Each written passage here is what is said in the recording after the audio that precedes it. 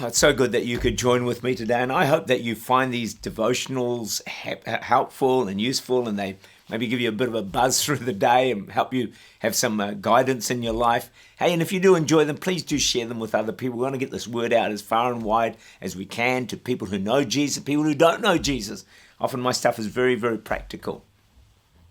Have you ever noticed how often people who, even though they're famous, made loads of money, attractive, great jobs, are also on drugs, depressed, go from one broken relationship to another, have problems with alcohol, and sometimes at worst commit suicide? It shocks us because they appear to have what most people seek: fame, fortune, success, good looks. Many people know how to make a living, but they don't know how to make a life. Yet it is far better to make a life than a living. How can you and I make a good, rewarding life and not just a living?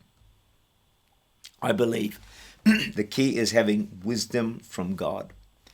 Wisdom in the Bible is, can I define it this way? Skill for living. Skill for living, how to live well and how to live right. So, how can we have the wisdom we need to make a life? Well, number one, desire wisdom more than anything else. Question: if you were told you could ask God for anything you wanted, what would you ask for? I'm going to let you think about that for 3 seconds. Aha, some of you said money, more money. Some of you said, better husband, better wife. I don't know what you said. Some of you just said, I just need good health. Maybe you'd want a world trip, all expenses paid.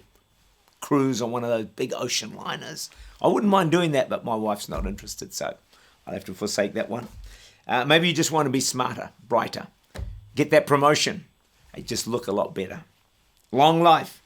Well, one man was made the offer. Hey, you can have anything you want. So we know who it was. It was Solomon. But listen to the story, 1 Chronicles 1. On that night, God appeared to Solomon and said to him, "Ask, what shall I give you?" Then his reply is, "Now give me wisdom and knowledge, that I may go out and come in before this people, for who can judge this great people of yours?" God responds, said to Solomon, "Because this was in your heart, and you've not asked for riches, wealth, or honor, or the life of your enemies, nor have you asked for long life, but have asked for wisdom and knowledge for yourself, that you may judge my people over whom I have made you king. Wisdom and knowledge are granted to you, and I will give you riches and wealth and honor. None of the kings have had who were before you, nor shall any after you have the like." Wow. So it's amazing that Solomon, when he asked for one thing, he focused in on asking for wisdom. And I think that was a pretty smart call. I don't know if it was the best call. It was a pretty smart call. But although Solomon had tremendous wisdom, he didn't always live according to it. He had 700 wives. That can never be wisdom. One is enough, I think. And that's the way God planned it. And yet the Bible does highly value wisdom. It's always a bit of a mystery how Solomon could have all the greatest wisdom in the world and yet make a total hash of life.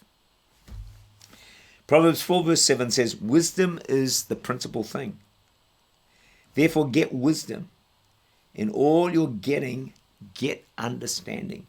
I think it's pretty clear in the Bible that one of the things you and I need to pursue with passion and pray for on a regular and a daily basis is that God would give us his wisdom.